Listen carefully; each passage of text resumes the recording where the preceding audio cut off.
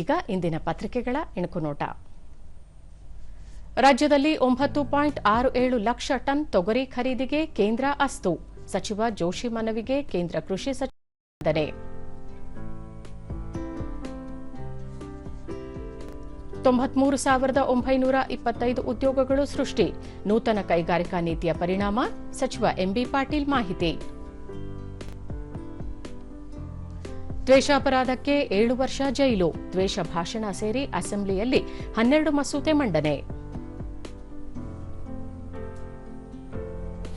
ಭಾರತದ ಎಐ ಕ್ಷೇತ್ರದತ್ತ 3 ದಿಗ್ಗಜ ಕಂಪನಿಗಳ ಆಸಕ್ತಿ.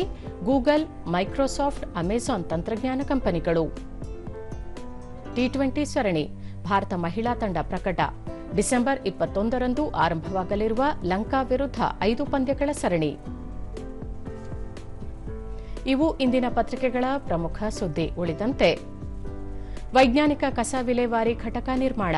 ಜಿಬಿಎ ವ್ಯಾಪ್ತಿಯಲ್ಲಿ 2 ಕಡೆ ತ್ಯಾಜ್ಯ ಸಂಸ್ಕರಿಸಲು ನಿರ್ಧಾರ.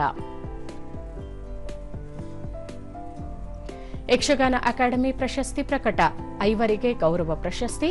10 ಮಂದಿ ಯಕ್ಷಸಿರಿ ವಾರ್ಷಿಕ ಪ್ರಶಸ್ತಿಗೆ ಆಯ್ಕೆ. ಡಿಸೆಂಬರ್ 21ರಂದು ಪ್ರದಾನ.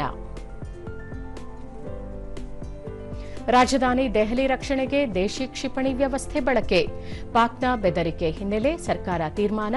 ಕ್ಷಿಪಣಿ, ಡ್ರೋನ್ ದಾಳಿ ತಡೆಗೆ ಈ ಯೋಜನೆ. H1B ವೀಸಾ ನಿಯಮ ಭಾರತೀಯರಿಗೆ ತೀವ್ರ ಸಂಕಷ್ಟ. ಡಿಸೆಂಬರ್ನಲ್ಲಿದ್ದ ಸಂದರ್ಶನ ಮಾರ್ಚ್ಗೆ ಮರುನಿಗದಿ. ಅಮೆರಿಕ. ಮಾರ್ಚ್ನಲ್ಲಿ ಭಾರತದಲ್ಲಿ ಕಾಮನ್ವೆಲ್ತ್ ಖೋ-ಖೋ.